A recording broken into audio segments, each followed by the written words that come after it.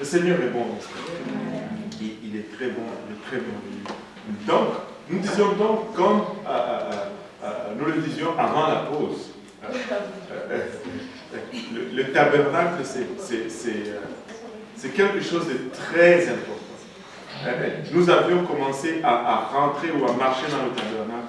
Nous avons vu l'autel des holocaustes qui était l'image ou le symbole ou le type de notre repentance. Et nous avons vu l'importance de la repentance qui est caractérisée ou symbolisée par l'importance de l'autel des holocaustes. C'était la fourniture la plus large et la plus grande dans le tabernacle. Après l'autel des holocaustes vient la cuve d'airain, qui était une place de lavement, ou une place de lavage plutôt, où tu t'es lavé, où le sacrificateur s'est lavé, et où le sang des brebis et des animaux immolés à l'autel s'est mélangé au fait avec l'eau. Et ça devient ainsi un symbole de notre baptême.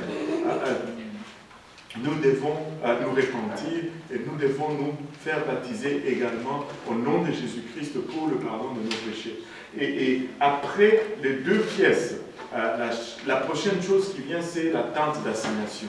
Et la tente d'assignation, c'était une tente spéciale. Dans cette tente, il y avait 4 fournitures placées dans 2 chambres. Donc la tente était séparée par un voile. On avait parlé un peu de cela la fois passée. On avait parlé de cela le jeudi passé. La tente d'assignation était divisée en 2 par un voile. Un tiers dans le fond de la tente, qui était le lieu très saint, et le 2 tiers en avant de la tente, qui était les lieux saints. En avant du voile, en arrière du voile, en avant du voile. En avant du voile, c'est le lieu saint. En arrière du voile, c'est le lieu très saint.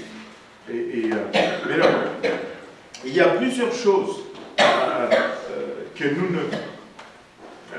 nous ne connaissons pas. Nous n'avons pas tous les détails, toutes les informations, mais il y a plusieurs choses concernant cette tente d'assignation, l'arche de l'Alliance, et tout ce qui s'est passé dans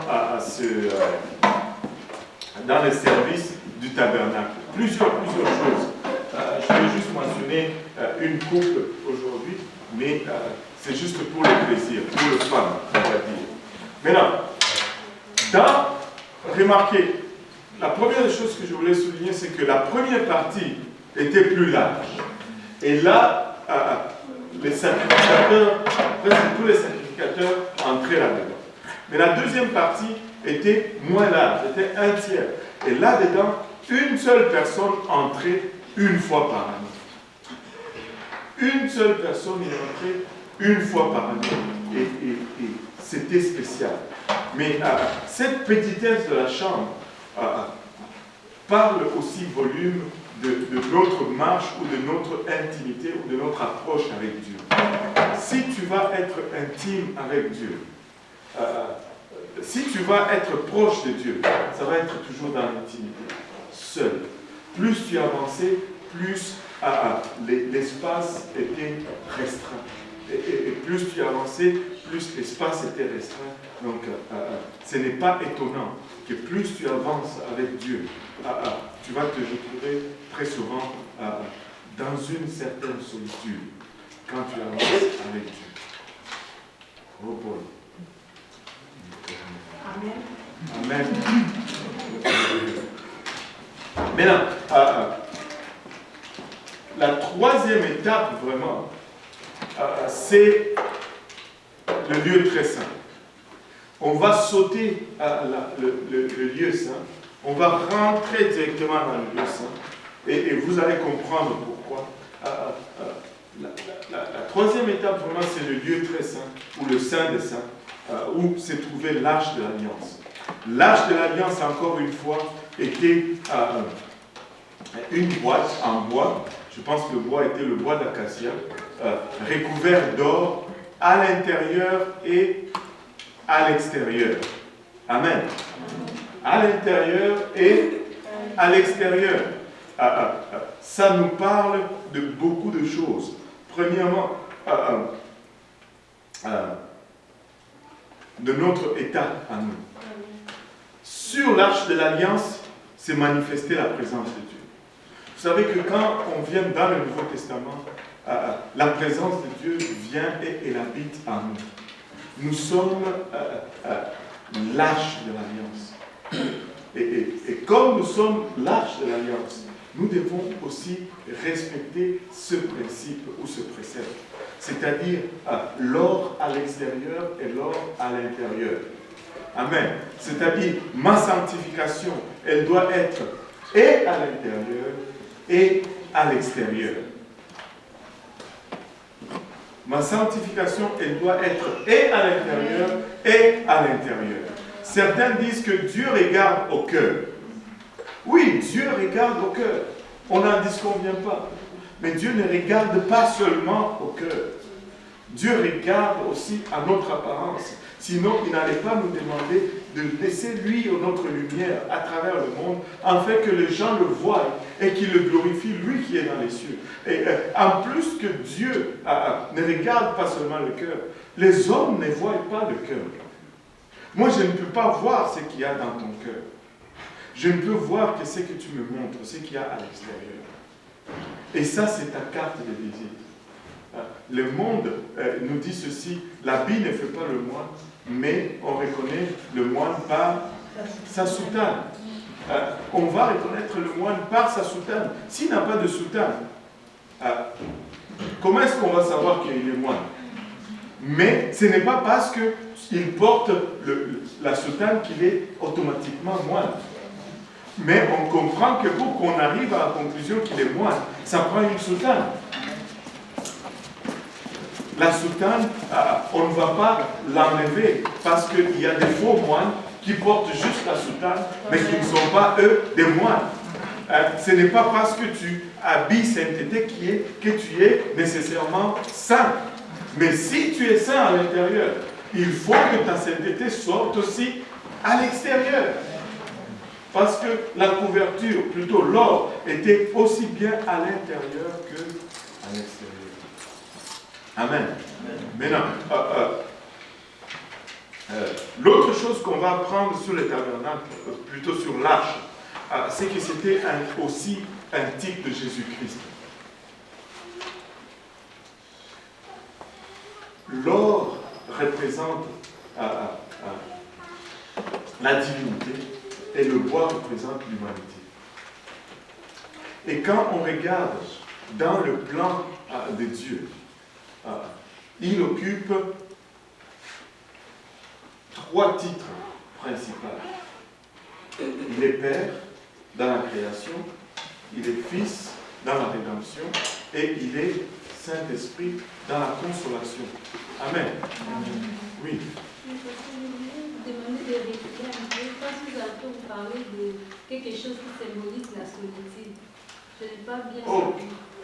La petitesse du lieu très saint. Parce que quand tu rentrais dans le tabernacle, plus tu entrais, tu allais vers l'arche, plus l'espace devenait restreint.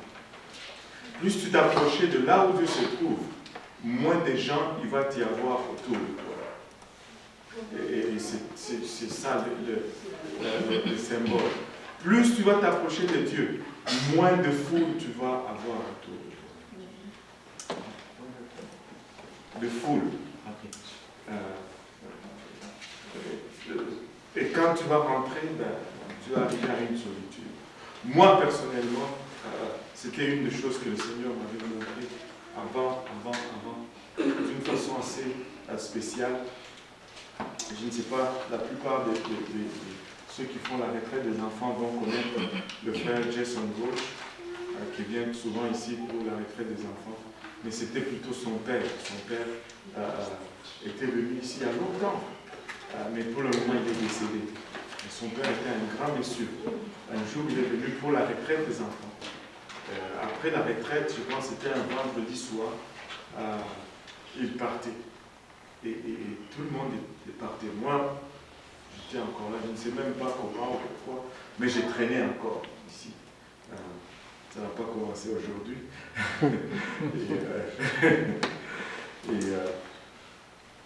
Je sortais de l'église, je devais aller dans le stationnement récupérer la voiture.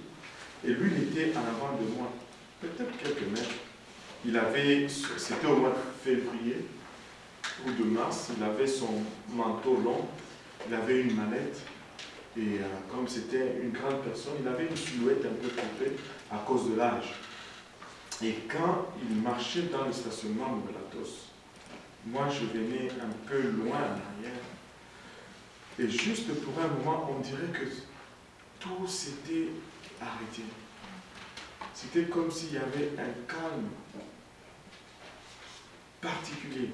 Il n'y avait plus de voiture, pas de voiture, rien. La lumière, je me rappelle, c'était comme très basse. Et je vois juste cette personne qui marche dans le stationnement vers la voiture. Et je ressens une solitude profonde. Je ressens une forte solitude. Et là, on dirait, une voix me parle et me dit, c'est comme ça souvent dans le ministère. Et puis c'est comme si, pouf, c'est quoi ça? Et là, tu vois, boum, les voitures passent, c'est comme, tout redevient comme normal. Et plus tu t'approches de Dieu, moins de monde tu vas avoir très souvent. Même si tu dis, ok, ben on est nombreux, il y a la foule, à l'église, on vient, il y a 400 personnes, mais c'est... ils ne te suivent pas partout. Et très souvent, tu te retrouves seul. Très seul, très seul. Mais c'est correct, Dieu est là, n'est-ce pas? Mais c'est aussi dans ce moment seul que quand il te parle, tu peux l'entendre. Sinon, il y a trop de bruit autour. Donc, il ne faut pas... Regarde ton voisin, il dit, tout est correct. Tout est nickel. Pour faire un peu plus français. Tout est nickel. Voilà. Mais non, où est-ce qu'on a été? Les trois titres, Père, Fils et Saint-Esprit, sont représentés dans les trois couches ou les trois niveaux. L'or à l'extérieur, l'or au milieu, plutôt le bois au milieu, et puis l'or à l'intérieur. Ça nous représente les trois titres de Dieu. Et dans les trois titres de Dieu, tu vas voir comme Père, c'est sa nature, c'est esprit. Et c'est représenté par l'or. Comme Fils, c'est l'humanité qui est représentée par le bois. Et comme consolateur, c'est encore sous forme de l'esprit. C'est représenté par l'or. Trois niveaux, mais trois niveaux ou trois couches, mais un seul arche, et aussi trois titres, mais un seul Dieu. Et ce n'est pas trois personnes, mais c'est trois titres. Et c'est le même, le seul et unique Dieu. Et cette boîte contenait, je pense qu'on avait vu ça la fois passée, et contenait les tables, des tables